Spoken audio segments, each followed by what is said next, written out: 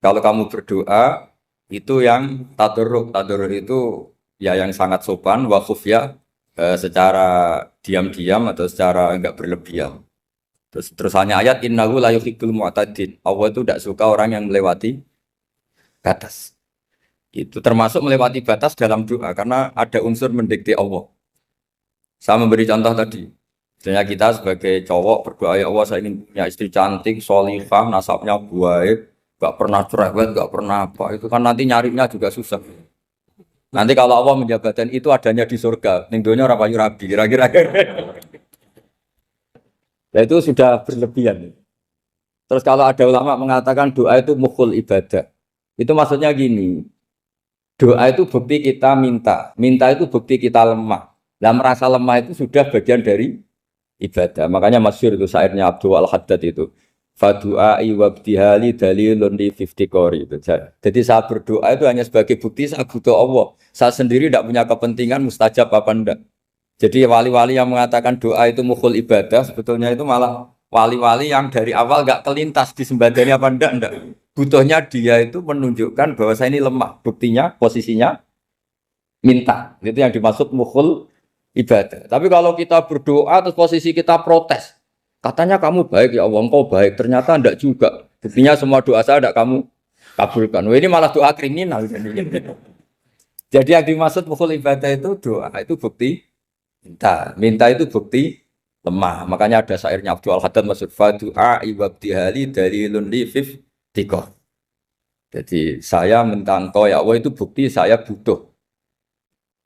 Jadi itu bukan dua hal yang harus dipertentangkan. Jadi kalau doa dikatakan apa? Ibadah karena di doa itu minta. Nah, minta itu bukti merasa kita lemah. Berarti kita sa'il Allah mas'ul. Kita minta Allah yang kita mintain. Kita menengadah Allah yang berposisi memberi. Itu saja sudah cukup sebagai ibadah. Meskipun doa kita tidak mustajab. Karena memang tadi seperti itu. Kalau di ilmu-ilmu tasawuf itu apa ya? Doa itu memang benar-benar sudah mukul ibadah karena tadi perasaan merasa butuh sama Allah itu. Nah, merasa butuh itu, nah kalau kita berdoa merasa butuh sama yang kita minta, itu dalam ilmu tasawuf sudah kriminal, berarti kamu lebih butuh makhluknya. Misalnya begini ya, saya ingin punya rumah bagus, terus setelah punya rumah kredit saya utangnya banyak. Sebetulnya saya itu tidak pernah ingat Allah, gara-gara utang banyak, kredit jatuh tempo, terus melibatkan Allah. Ya Allah saya ini utang banyak, gini, terus tolong dibayar. Sebetulnya saya itu ingat utang. Cuma Allah tak libatkan kan. Lah itu tidak akan jadi wali. Yang jenis ini tidak akan jadi wali. Saya ingin jadi dosen. Melibatkan siapa ya nanya? Melibatkan Allah terus malam-malam bangun melibatkan Allah. Itu artinya apa? Kamu itu lebih ingin yang kamu minta ketimbang ingin Allah. Kalau wali itu enggak gitu, kangen Allah. Terus tahu Allah itu zat pemberi, karena tahu Allah zat pemberi terus minta. Maka yang dikangen itu ya Allahnya dulu. Kalau kita kan enggak punya kasus dulu, punya keinginan banyak dulu. Baru ingat siapa yang bisa ya. Oh Allah. Allah kita libatkan. Ya untungnya Allah baik, mau ramal utang bukan mikir. Untungnya Allah enggak jawab itu. Jadi itu bedanya wali. Kalau wali itu kangen Allah dulu, baru minta. Kalau kita enggak, banyak masalah dulu, baru melibatkan Allah. Nah yang jenis ini tuh bahaya. Kalau enggak disembadani mesti ngomel ya. Gusti katanya kalau yang minta kamu kabulkan, ternyata ini enggak. Nanti kalau Allah jawab, kamu itu tidak kangen saya, kamu itu kangen uang, kangen perempuan cantik yang kamu inginkan.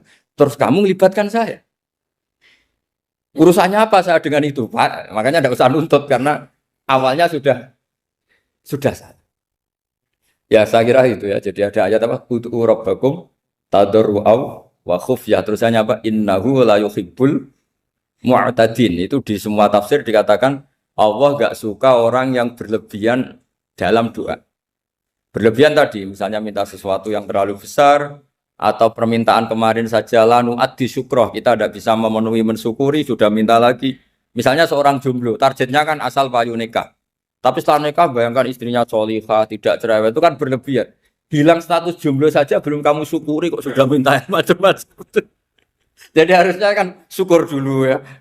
Sekedar laku nikah ini kan ada syukur yang harus seperti jadi dosen juga gitu. Sekedar jadi dosen harus kita syukuri dulu karena menjadi kita tidak nganggur. Itu kan satu harkat sosial yang luar biasa. Jangan tahu-tahu sudah hari kedua cari intensif, cari ini itu, syukurnya aja belum sudah kemana-mana. Lah itu sudah mu'tadin, sudah melebihi apa?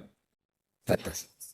Ya saya kira. Jadi begini ya masalah pendidikan ya. Kalau saya jawab pakai ilmu hakikat saja karena ini keahlian saya.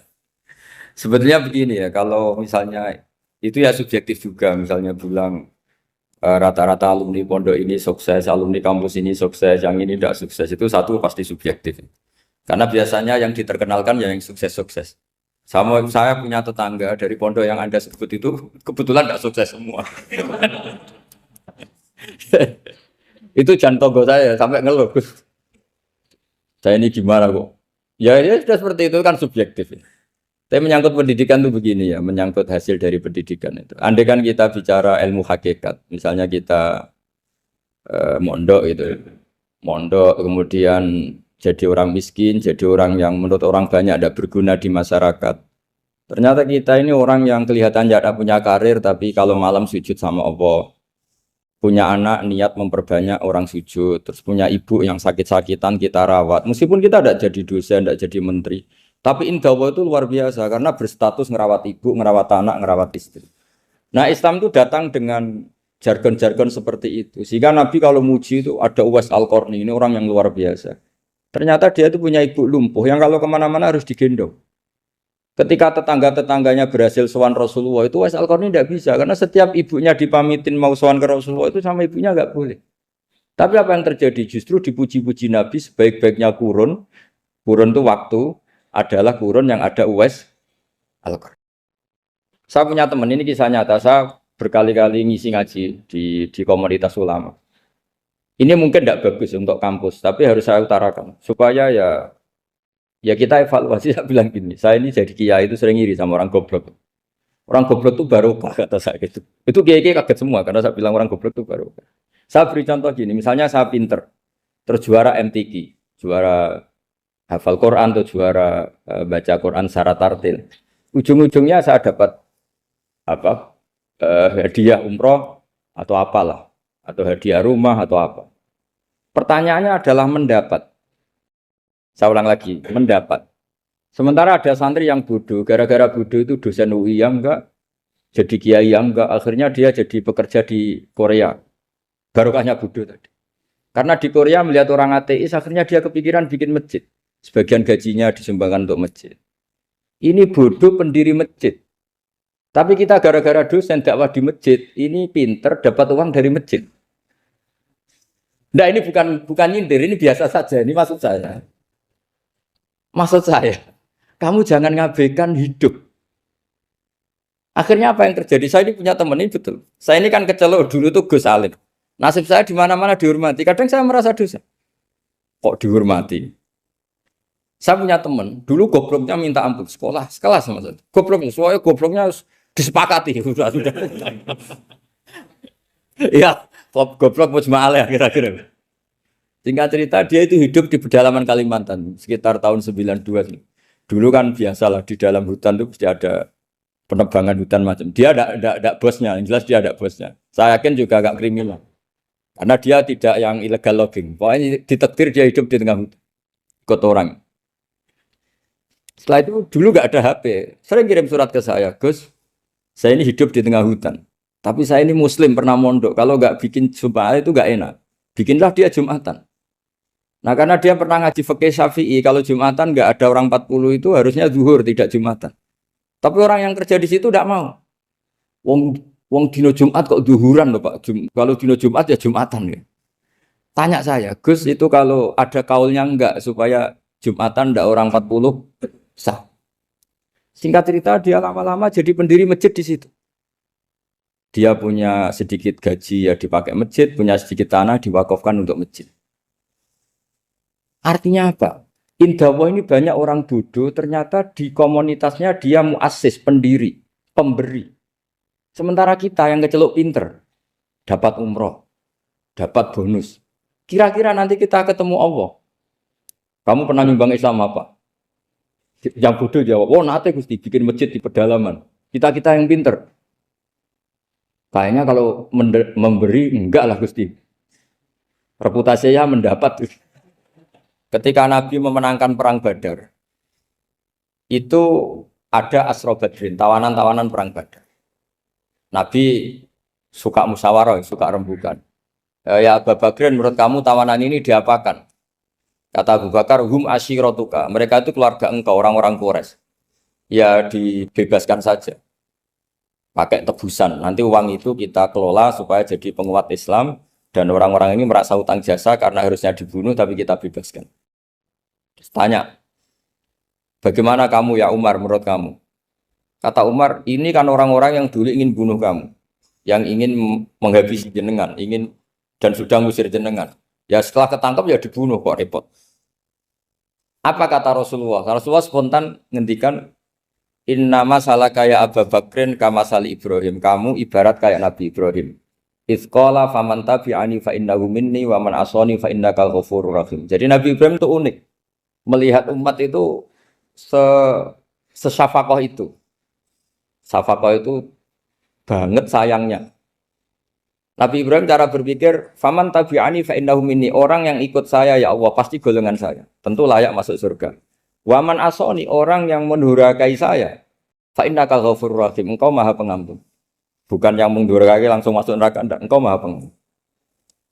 Wa masalu kaya Umar kama salin Nuh. Isqala rabbil tadzar ala ardi mil kafirina dajara. Umar, kamu mirip Nabi Nuh. Inginnya semua orang kafir dihabisin. Ya masyhur kan Nabi Nuh itu enggak ingin ada orang kafir sampai ada banjir tufan. Nah kalau sampean tanya bedanya apa dengan garis keras sekarang? Bedanya ya beda sekali. Kalau Nabi Nuh benci sama orang kafir itu diserahkan yang punya. Sehingga yang punya yaitu Allah yang menghukum dengan banjir bandang. Tapi kalau kita kan kadang kita bertindak sendiri. Jadi potensi disalahkan. Yang jelas dalam hadis-hadis sahih, Nabi Nuh itu tidak bisa mensyafaati karena itu. Ketika diminta syafaat, ini hadis sahih bukan ada di Bukhari, ada di Muslim. Karena biasanya kalau di kota itu ditanya ini sahih enggak? Untungnya yang tanya kadang enggak paham, ini alhamdulillahnya jadi wah repot. Nabi Nuh itu diantara sebabnya enggak bisa mensyafaati adalah pernah corong Jawa maksudno kaume. Kalau dalam bahasa Arab itu da'a li Zaidin berarti mendoakan positif. Kalau da'a la Zaidin mendoakan negatif. Kalau orang Jawa itu ada doa, ada pasot. Nabi Nuh adalah orang yang pernah maksudkan kaumnya. Nah, saya cerita sedikit tentang Nabi Nuh dan Nabi Ibrahim. Nabi Ibrahim dianggap tadi cerminannya Abu Bakar, dianggap niru Ibrahim, cerminannya Umar, dianggap niru Nabi siapa? Nabi Nuh. Lalu kalau sampean tanya, bedanya gimana? Begini logikanya. Kita mengkaji secara akademik begini. Ada ulama besar, namanya Abdul Hasan Asyadzili, itu masyhur di Indonesia menjadi Thariqah Asyadziliyah. Terus ada seorang muridnya minta gini, ya Abdul Hasan Asyadzili, tolong saya dikasih ijazah supaya saya tidak pernah maksiat di bumi ini.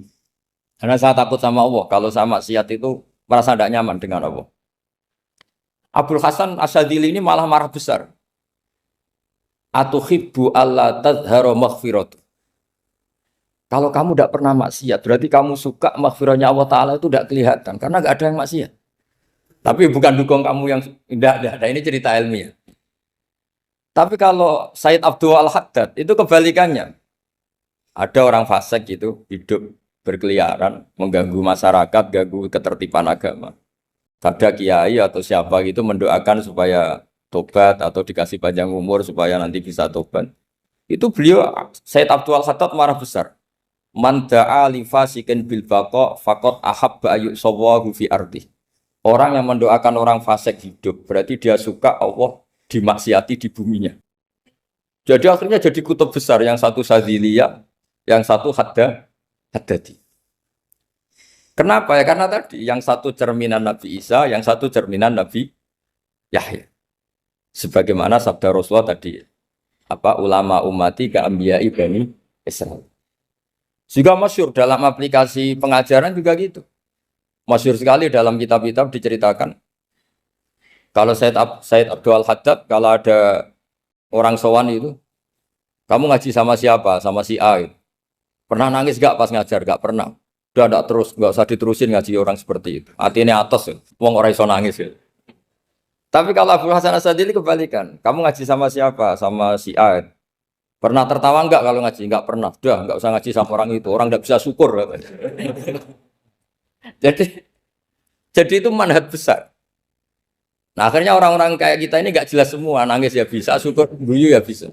Cuma celakanya kalau kita nangis karena tidak punya uang, kalau guyu karena punya uang, itu masalahnya. Tapi kalau wali-wali dulu enggak. Kalau senyum ya karena saking yakin rahmatnya Allah itu wasiat rahmatu. Kalau nangis ya karena takut azabnya Allah. Kalau kita kan enggak, sangat-sangat materialistik. Ini yang membedakan kita. Sebenarnya nangis dan senyum itu satu keharusan karena Allah punya madharul jalal. Ketika Allah dengan sifat keagungannya, maka kita ini seorang Jawa serakot bersenyum. Tapi Allah itu kadang sebagai madharul jamal. Adanya satu keasikan. Sehingga yang merengut itu yang salah. Makanya dalam ilmu tasawuf, kutub wali itu hanya dua. Allah dengan madharul jalal, dengan Allah yang madharul jamal. Contoh madharul jalal misalnya gini. Ketika Nabi Musa ingin melihat Allah, saking kangennya ingin melihat Allah, Rabbi arini anzur ilaik, ya Allah saya beri hak untuk melihat engkau. Allah dengan jalalnya gini, Allah itu qadim, superior. Tentu gak layak tersentuh barang hadis itu makhluk. Sehingga ketika falam mata jalla rabbuhu lil jabali ja'alahu dakka wa kharra Musa sa'iqa. Sehingga enggak levelnya apapun hebatnya Nabi ini tetap makhluk. Sementara Allah itu qadim. Enggak kuat. Makhluk yang fana ini, yang profan ini enggak kuat. Enggak kuat menampung zat yang qadim, yang superior. Sehingga gunung pun hancur. Nabi Musa pingsan. Tapi ketika Allah dengan madharul jamal itu Allah dengan keindahannya, dengan kasih sayangnya, memberi hak makhluknya untuk melihat. Nah di sini ini Allah sering ngendikan wujuhu yauma idzin nadhirah ila rabbiha nadhirah. Nanti ada wajah-wajah yang di surga itu melihat saya kata. Tapi apakah betul melihat kayak saya melihat dosen, melihat Pak Rektor, melihat teman-teman itu tidak bisa. Karena Allah itu qadim, sehingga meskipun manusia ahlul jannah melihat Allah, tetap Allah ngendikan la tudrikuhul absar wa huwa yudrikul absar. Karena Allah di balik jamalnya ya punya jalal, di balik jalalnya juga punya jalal. Sehingga selalu di Quran itu diulang beberapa kali supaya proporsional. Nah, kenapa ahli sunnah tetap berkeyakinan Allah bisa dilihat? Logikanya begini. Fa inna kulla maujudin yasihu ayyura. Allah itu zat sing nyata-nyata wujud dan punya eksistensi. Di mana-mana sesuatu yang wujud itu layak untuk bisa dilihat. Lalu pertanyaannya gini, kenapa kita tidak bisa melihat sekarang kok nunggu di akhirat? Karena mata kita sekarang itu profan, fana. Sementara kita setelah di surga, tubuh kita didesain abadi. Ya saya ulang lagi ya, setelah kita di surga, semua fisik kita ini didesain abadi. Tentu karena desainnya sudah abadi, layak melihat zat yang abadi. Tapi pertanyaannya, kenapa tidak bisa ikhatoh, tidak bisa melihat sampai faham, la tudrikul absar? Karena abadi kita itu diabadikan. Sebagaimana surga abadinya diabadikan. Neraka ya diabadikan. Sementara Allah abadi dengan dirinya sendiri. Yaitu Al-Qayyum. Atau dalam bahasa ngajinya Qiyamuhu binafs. Nah lalu pertanyaan, makanya Mu'tazilah itu menentang betul kalau orang di surga bisa melihat Allah. Cara berpikir Mu'tazilah, melihat itu artinya yang dilihat ada arahnya. Sementara Allah terbebas dari arah. Tapi kata ahli sunnah cara berpikir tidak seperti itu. Melihat itu pokoknya tahu. Nah, tahu karena mata itu karena kita ditakdir tahu itu karena mata. Sebetulnya yang menjadikan tahu itu tidak mata. Ya kalau tahu ya tahu saja, bukan harus pakai mata. Itu cara berpikir ahli sunnah wal jamaah. Jadi sabri ya bocoran. Kenapa mazhab ahli sunnah itu yang dipilih oleh banyak mayoritas di dunia, jumhur itu. Ahli sunnah itu dianggap pikirannya lebih orisinal. Misalnya ahli sunnah kalau ditanya, kenapa kamu melihat? Ya melihat saja. Kenapa kamu mendengar? Ya mendengar saja. Kesannya itu tidak rasional kayak orang yang nggak pinter itu. Tapi sebetulnya itu yang benar. Jadi cara berpikir ahli sunnah itu melihat itu menjadi tahu. Menjadi tahu itu bisa karena mendengar, bisa karena melihat, bisa karena dikasih tahu, bisa karena bersentuhan. Sebab itu di Quran itu ada ayat ala ya'lamu man khalaqa, bukankah zat yang menciptakan itu menjadi tahu. Sehingga kenapa Allah itu selalu tahu? Karena Allah yang menciptakan.